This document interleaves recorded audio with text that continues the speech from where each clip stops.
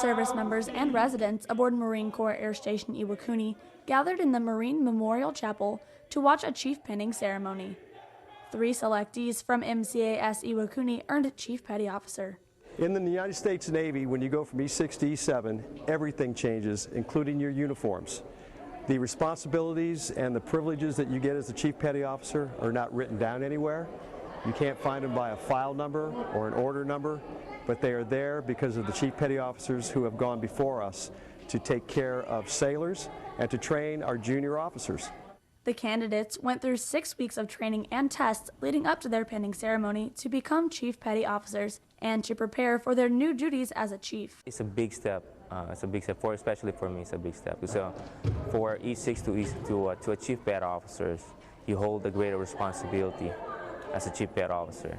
You set the tone on your department or your shop. You are the deck plate leader of your shop, or in the Navy as a whole. Your junior looks up to you, as like they said earlier. The junior looks up to you, emulates you. At the same time, your junior officer, you have to train them. A panel of Master Chiefs select who becomes a Chief Petty Officer by looking at each candidate's accomplishments. Being selected as a Chief Petty Officer, there was over 19,000 candidates that were eligible this year for Chief Petty Officer. Only a few have made it.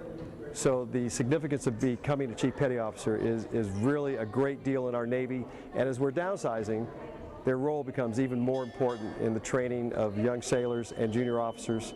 And to be a chief is to be everything in the Navy. After the ceremony attendants congratulated the newly promoted chiefs. Lance Corporal Amy Douglas, Marine Corps Air Station Iwakuni, Japan.